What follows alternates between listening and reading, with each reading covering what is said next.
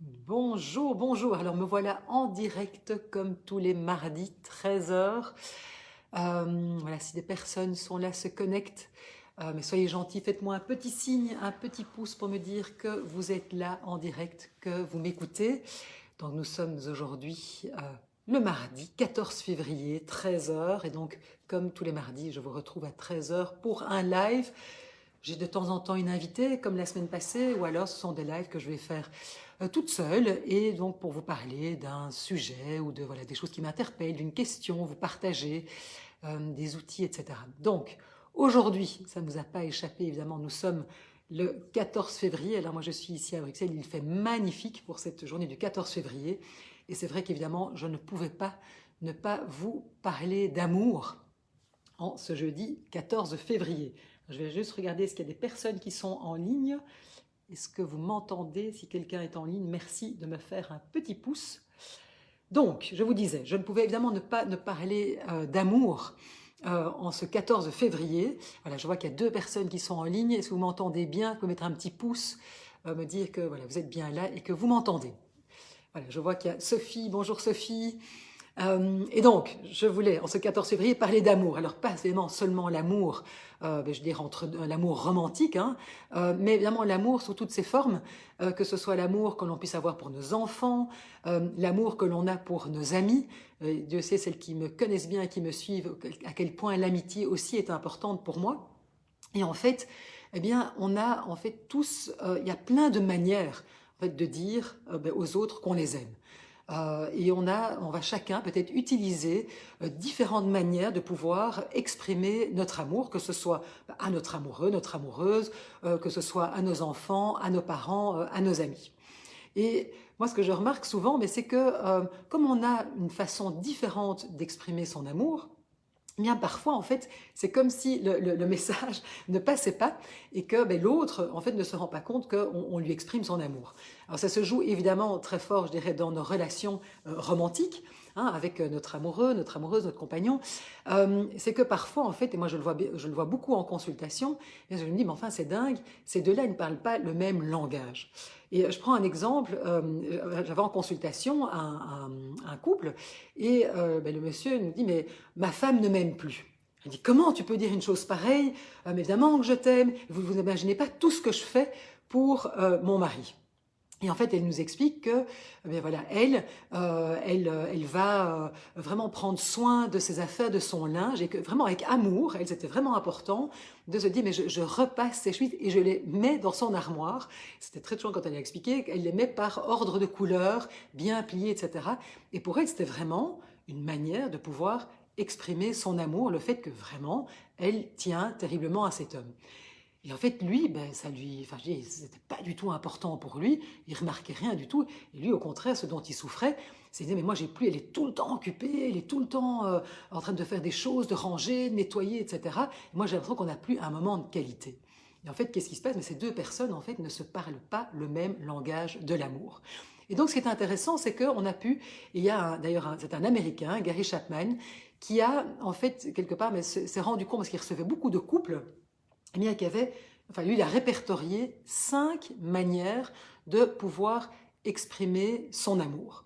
Alors, je vais vous les expliquer brièvement. Ça va peut-être vous permettre de réfléchir en disant, mais tiens, au fond, c'est vrai, tiens, moi, d'abord, comment j'aime montrer à l'autre, que ce soit à mes enfants, mes amis, mes parents, mon amoureux, ou comment j'aime montrer mon amour, la façon dont je vais le faire. Et puis aussi, ce qui est intéressant, c'est de se dire, mais au fond, mais comment moi j'aime recevoir de l'amour. Parce qu'en général, souvent, on fait ce qu'on aimerait recevoir. Mais souvent, la personne en face de nous n'a pas le même langage. Alors, premier langage de l'amour, ce sont ce qu'on appelle les paroles valorisantes. Quelque part, les compliments.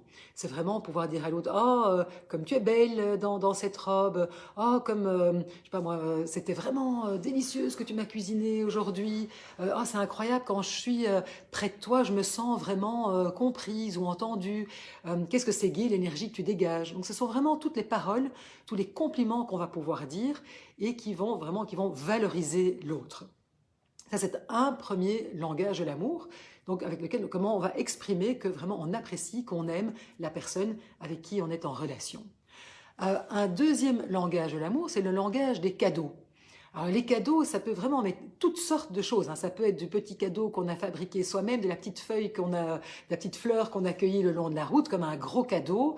Donc c'est vraiment toutes les manières, c'est-à-dire c'est en offrant, en se disant voilà, j'ai pensé à l'autre avec un cadeau, parce que vraiment l'autre était dans mon esprit et j'ai vraiment réfléchi au cadeau qui peut vraiment faire plaisir à l'autre. Et donc moi je vais exprimer mon amour en offrant des cadeaux. Mais de nouveau, la valeur du cadeau n'a aucune importance, c'est plutôt l'intention qui est mise derrière le cadeau. C'est un cadeau qui a vraiment été réfléchi pour l'autre, c'est-à-dire que l'autre a été présent à moi quand j'ai été, je sais pas, dans tel magasin ou quand j'ai été me promener, et donc je lui offre un cadeau.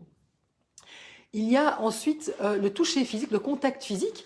Et donc ça c'est vraiment, et on le voit bien, peut-être que vous avez remarqué chez vos amis, il y a des personnes qui sont très dans toucher physique, c'est-à-dire prendre dans les bras, prendre la main, faire une petite caresse, passer quand on passe derrière, la personne qu'on vient de lui faire un petit hug. Et donc ça peut évidemment aller de, je dirais juste prendre la main, jusqu'évidemment quand on est en relation amoureuse, jusqu'aux relations sexuelles. Donc certaines personnes vont vraiment exprimer leur amour de cette manière très physique, avec ce besoin de toucher. Donc c'est vraiment le contact physique. Il y a ensuite un quatrième langage de l'amour qui sont les services rendus. Certaines personnes vraiment démontrent leur amour en rendant service. Ça peut être toutes sortes de choses, hein. C'est, par exemple, quelqu'un disait, mais c'est mon partenaire quand le matin, il va, par exemple, dégivrer mon pare-brise. C'est une attention adorable. La personne part au bureau, eh bien, va dégivrer le pare-brise de l'autre en disant tiens, comme ça, quand il ou elle va partir, eh bien, pourra partir avec voilà, une voiture ou avec un pare-brise dégagé. Ça peut être mais tiens, tu sais, j'ai vu que tu étais pressé, j'ai vite été t'acheter ce petit truc dont tu avais besoin, dont tu me parles depuis longtemps. Ou ah, mais tiens, j'ai remarqué en venant chez toi que ta porte ne s'ouvre pas bien, eh bien, j'ai mis de l'huile dans ta serrure.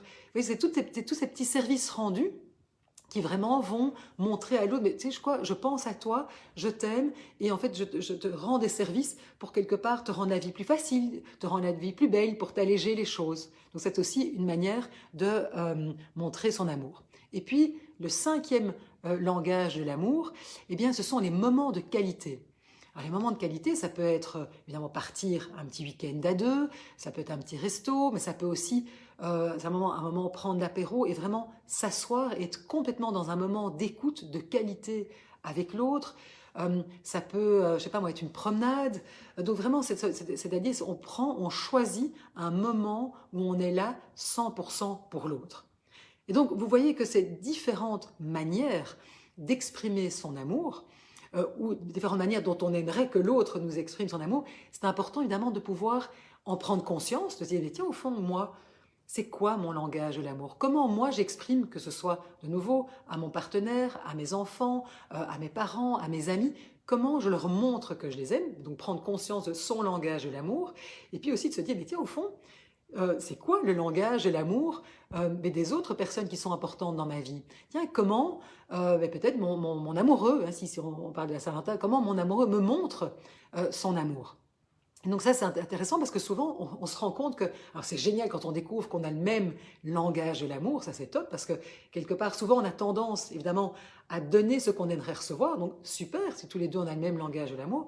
Maintenant, il arrive qu'on n'ait pas du tout le même langage de l'amour, c'est pas grave du tout, mais alors ce qui est intéressant, c'est d'en prendre conscience et de se dire, mais au fond, est-ce que je peux apprendre le langage de l'amour de l'autre pour que justement je puisse remplir son réservoir d'amour? Parce que ce qui se passe souvent, c'est que on a l'impression de donner, de démontrer beaucoup d'amour, mais l'autre, comme c'est pas le langage de l'autre, mais quelque part c'est comme si on mettait, j'ai envie de dire, on arrosait dans un puits sans fond et ça ne nourrit pas l'autre. Donc c'est pour ça que c'est intéressant à un moment d'en prendre conscience et de se dire, mais au fond, tiens, chez nous, par exemple dans notre couple ou avec mes enfants, comment ça se passe et comment justement on peut peut-être s'adresser, et on peut avoir par exemple, je sais pas, plusieurs enfants et qui ont un langage de l'amour différent, et dire tiens, comment je vais pouvoir m'adresser, peut-être qu'avec un enfant un enfant aura besoin plus de moments de qualité, un autre ce sera plutôt des petites attentions, des cadeaux, vous voyez, donc comment, ou bien d'être pris dans les bras, simplement, il y a des enfants qui sont beaucoup plus câlins que d'autres, et donc c'est intéressant de s'en rendre compte pour ses enfants, mais aussi de s'en rendre compte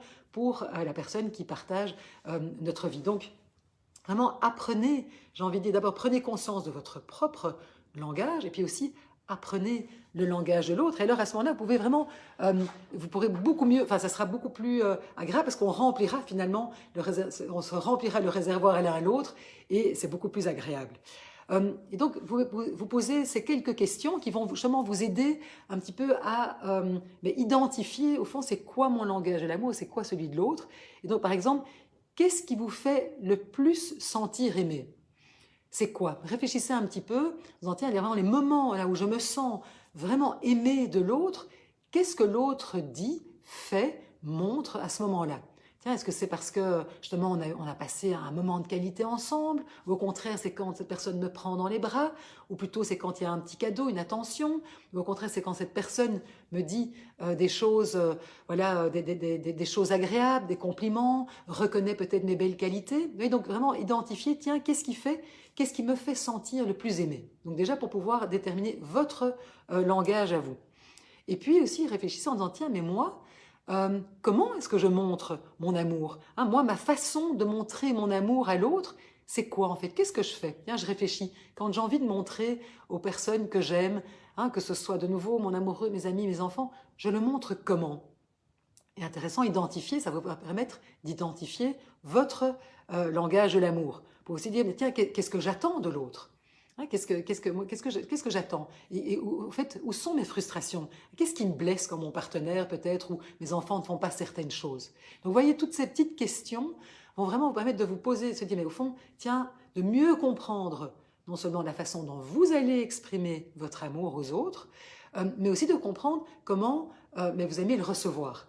Et puis aussi d'identifier, tiens, les personnes qui me sont chères, c'est quoi en fait leur langage de l'amour, pouvoir le décoder de manière à pouvoir vous adresser en fait dans leur langue. Et donc vraiment, et là vous pouvez vraiment, et vous pouvez faire l'exercice ce soir. Typiquement, voilà, on est un soir où c'est quand même la Saint-Valentin, hein, voilà, on parle quand même d'amour aujourd'hui. Faites l'exercice, que ce soit avec vos enfants, avec voilà, je sais pas avec qui vous voyez ce soir. Ça peut être votre amoureux, une amie, un ami, vos enfants. Faites un petit peu le test en disant mais tiens, au fond, je me sens aimé quand. Et essayez de repérer les moments justement où vous vous sentez aimé et de voir peut-être, tiens, est-ce que ça tombe dans un des 5 langages de l'amour? Et si vous voulez, je vous mettrai le lien voilà, vers un article qui explique justement les 5 langages de l'amour. Vous pouvez aussi d'ailleurs acheter le livre de Gary Chapman, Les 5 langages de l'amour. Vous allez voir, c'est tout simple, mais c'est fou comme quand on applique, comme ça change la vie. Et c'est des petites choses, mais qui changent tellement la qualité de nos relations. Donc faites l'exercice, c'est très chouette, vous allez voir et vous dire, mais tiens, au fond, ici, moi, je comprends maintenant pourquoi quand moi, je pensais te montrer plein d'amour, que toi, ça te parle moins, et comment je vais pouvoir utiliser ton langage, et puis comment toi aussi, l'autre, va pouvoir apprendre mon langage de l'amour et pouvoir l'utiliser. Voilà, alors je ne sais pas si vous avez des commentaires, si vous avez peut-être, est-ce que vous avez, vous, rien qu'en écoutant ce que je viens de vous dire, peut-être identifié votre langage de l'amour. Je ne sais pas si vous avez des commentaires, je vais garder ça, c'est plus grand sur mon ordinateur. Voilà, s'il y a quelqu'un qui a peut-être, voilà, ceux qui m'écoutent, voilà, peut-être mettez-le moi en commentaire si vous m'écoutez même en replay. Tiens, moi, mon langage de l'amour, je pense que moi, en numéro un, on en a souvent plusieurs. Hein. On n'a pas qu'un langage de l'amour en général. On a, je dirais, un ou deux langages dans lesquels on est plutôt, voilà, qui nous sont vraiment propres. La bonne nouvelle, c'est comme une langue étrangère, c'est que ça s'apprend. Ça s'exerce et donc on peut aussi apprendre les autres langages de l'amour. Mais en général, on en a un ou deux qui nous viennent vraiment, je dirais, de manière spontanée. Et donc soyez gentils, mettez-moi en commentaire peut-être, ah mais tiens, moi, pour moi, ben, en un, ça serait plutôt celui-là, en deux, celui-là. C'est toujours intéressant. Voilà, donc mettez-le moi, même si vous m'écoutez en replay, hein, mettez-moi un petit, en mettant un hashtag replay. Et puis quel est le langage de l'amour qui vous est, je dirais, le plus naturel, voilà, que vous allez utiliser en premier. Alors, en tout cas, j'espère que ça vous a donné un petit outil, et peut-être aussi voilà, un sujet de discussion ce soir. Mais vous allez voir vraiment, regardez, c'est tout simple, mais vraiment, c'est incroyable comme on peut vraiment beaucoup mieux comprendre, mais justement, certaines incompréhensions voilà, dans nos relations en disant, mais c'est dingue, moi j'ai l'impression, j'ai beaucoup de frustration, ou j'ai l'impression que j'en fais jamais assez. Et en fait, peut-être c'est parce que vous avez l'impression de ne jamais en faire assez, parce que vous ne vous adressez pas, vous ne donnez pas finalement ce que l'autre attend, en fait, et vous ne parlez pas dans le langage de l'amour de l'autre. Et donc, ça pourra éviter quand même pas mal de frustration et puis surtout rendre des relations évidemment beaucoup plus harmonieuses. En tout cas, merci beaucoup. Moi, je vous dis à la semaine prochaine, même heure, et je vous souhaite en tout cas une très belle après-midi. J'espère que vous pouvez profiter de ce beau soleil, une très belle soirée, et puis vraiment de se dire, ben voilà, il y a tellement de façons de montrer son amour, et donc surtout, ben, ne vous privez pas, et j'ai envie de dire, montrez votre amour, évidemment aujourd'hui, mais tous les jours. Merci beaucoup. Au revoir.